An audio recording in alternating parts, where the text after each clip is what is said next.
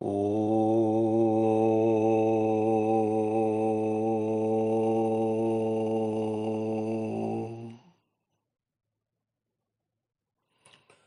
अज्ञानतिमिरान्धस्य ज्ञानाञ्जनशलाकया चक्षुरुन्मीलितं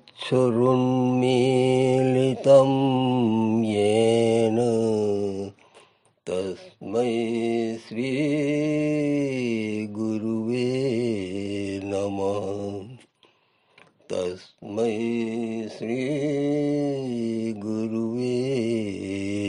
नमः। जय साहब जी की, जय साहब जी की। श्री रामाश्रम सत्संग परिवार के सभी सत्संगी भाई बहनों को प्रणाम। राम राम। जय साहब जी की।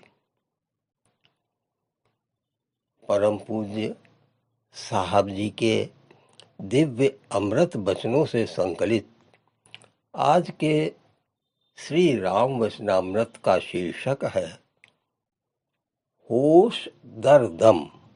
होश दर दम।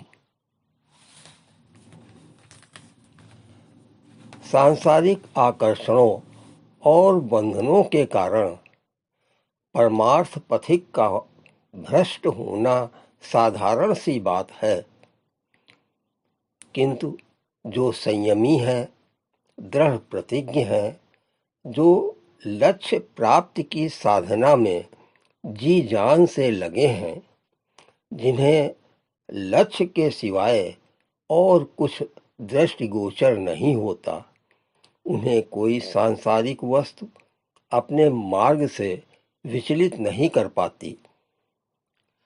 इस प्रकार के साधक कितने होते हैं, केवल इन्हें गिने। इसलिए इन सारी बातों को दृष्टिकोण में रखते हुए महापुरुषों ने बहुत साधारण बातें अपनाने के लिए संकेत दिया है, जिन पर अभ्यास करते हुए सांसारिक कार्यों में न तो असुविधा होती है और न थकावट। इस प्रकार शनैः शनैः साधना में अग्रसर होने से साधक शीघ्र ही अपने लक्ष्य को प्राप्त कर लेते हैं। इसके लिए सूफी संतों ने होश दर दम पर जोर दिया है, जिसका अर्थ है कि कोई सांस परमात्मा की याद से खाली न जाए। सांस सांस में राम कह, सांस वृथा मत खोए, ना जाने इस सांस का आवन होए न होए। सांस अंदर जाती है, बाहर आती है। यह सांस का आना जाना लगातार बिना रुके हुए सोते जागते हर समय होता रहता है। प्रत्येक आने जाने वाली श्वास के साथ यदि हम भगवत स्मरण करते रहें तो फिर इधर उधर के विचार नहीं आते हैं, और आ भी जाते हैं तो उनका प्रभाव दिल दिमाग पर नहीं पड़ता है। जब एक काम में मन लगा रहता है तो दूसरी बातों में मन नहीं उलझता कि वे अपना प्रभाव जमा सकें या बाधा पहुंचा सकें। इसमें संदेह नहीं कि इसके लिए अभ्यास की आवश्यकता है, और ऐसा अभ्यास जो परिपक्व हो। नया साइकिल पर चढ़ने वाला डगमगाता और लड़खड़ाता रहता है, न किसी से बात कर सकता है, न इधर उधर देख सकता है। किंतु जब अभ्यास दृढ़ हो जाता है तब इधर उधर मुड़कर देख भी लेता है। कुछ तो हैंडल छोड़कर साइकिल चलाते हैं, और वह साइकिल भी एक पहिए की होती है। भला बताइए, कहाँ तो साइकिल पर चढ़ना कठिन था और अभ्यास होने पर रस्से पर चलाते हैं। अभ्यास से सारा काम आसान हो जाता है। इसी प्रकार भगवत स्मरण संसार के सब काम करते हुए कर सकते हैं। किसी काम में किसी प्रकार की रुकावट या बाधा नहीं पड़ सकती तथा काम भी सुचारू रूप से होता है। तुलसीदास ने कहा है, राम नाम मणि दीप धरु जीह देहरी द्वार, तुलसी भीतर बाहर हूँ जो चाहसी उजियार। जिस प्रकार घर के दरवाजे की देहरी बाहर और भीतर आते जाते लागना पड़ती है, उसी प्रकार प्रत्येक आने जाने वाली श्वास के साथ जीभ में राम नाम लेते रहें। इससे हमारा शरीर और मन मणि के समान प्रकाशित हो जाएगा, क्योंकि राम नाम रूपी मणि के प्रकाश से हृदय का अंधकार दूर हो जाएगा, अर्थात अज्ञान दूर हो जाएगा। क्योंकि अज्ञान आता है भगवान की याद से वंचित रहने पर। किंतु राम नाम लेने के बहुत से तरीके हैं। एक तो केवल मुंह से नाम लेना, दूसरा हृदय से जो जाप किया जाता है उसे अजपा जाप कहते हैं। शब्द कोई भी हो, राम, ओम या सोहम। मुसलमान संत अल्लाहू या ला इलाह इल्लल्लाह अथवा केवल अल्लाह का जाप करते हैं श्वास के साथ। इसको वह हुजूर आगाही कहते हैं।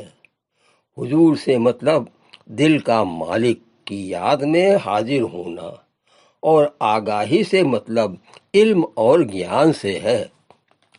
श्वास के आने जाने में ध्यान रखना चाहिए कि मालिक की याद में भूल न हो जाए। जब कोई अभ्यासी परमार्थ का पथिक श्वास को खाली जाने देता है तो उसे पथभ्रष्ट कहा जाता है।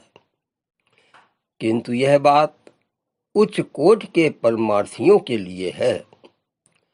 साधारण अभ्यासियों को तो कभी याद रहती है, कभी नहीं। धीरे धीरे अभ्यास के निरंतर शब्द जाप होता रहता है और अपनी हर श्वास की खबर रखता है। जब हृदय हरदम ईश्वर की याद करता है तो हृदय के स्थान से जो 360 नाड़ियां निकलकर मनुष्य के सारे शरीर में फैली हुई हैं, उनके द्वारा ईश्वर की कृपाधार शरीर के सभी अवयवों तथा जोड़ों में पहुंच जाती है तथा शरीर का प्रत्येक जोड़, प्रत्येक अंग अपनी अपनी उपासना में लग जाता है। जब ऐसा तारतम्य लगातार बढ़ जाता है तो मनुष्य के हर एक जोड़ में उपासना के प्रकाश का एक प्रभाव या फैज, जिसको दया दृष्टि कहते हैं, दिल पर पहुंचने लगता है। इसीलिए अभ्यासियों और साधकों को अपनी हर श्वास परमात्मा की याद से खाली नहीं जाने देना चाहिए। भूल कर भी कोई दम याद से खाली न रहे, गमे आशिक से ये होता है तकाजा दिल का। भूल कर भी कोई दम याद से खाली न रहे, गमे आशिक से ये होता है तकाजा दिल का। संत मत के अभ्यासियों के लिए यह दूसरा पग है, दूसरी सीढ़ी है, दूसरा चक्र है। देखने, भालने और समझने की आवश्यकता है कि यह हमारा पग दूसरी सीढ़ी पर, दूसरे चक्र पर पड़ रहा है। हमारी दशा उसके अनुकूल है या नहीं, यह निरख परख प्रत्येक अभ्यासी को करनी चाहिए। यह हमारा हृदय ईश्वर के स्मरण करने का एकमात्र स्थान है। इसलिए ईश्वर के सिवाय कोई विचार हृदय में नहीं लाना चाहिए। इसी को सूफी संत होश दर दम कहते हैं। इसकी परिपक्व दशा आत्मा चक्र या वह लतीफ के खुलने पर होती है। यह हमारा दूसरा पग या कदम है। ओ जय साहब जी की।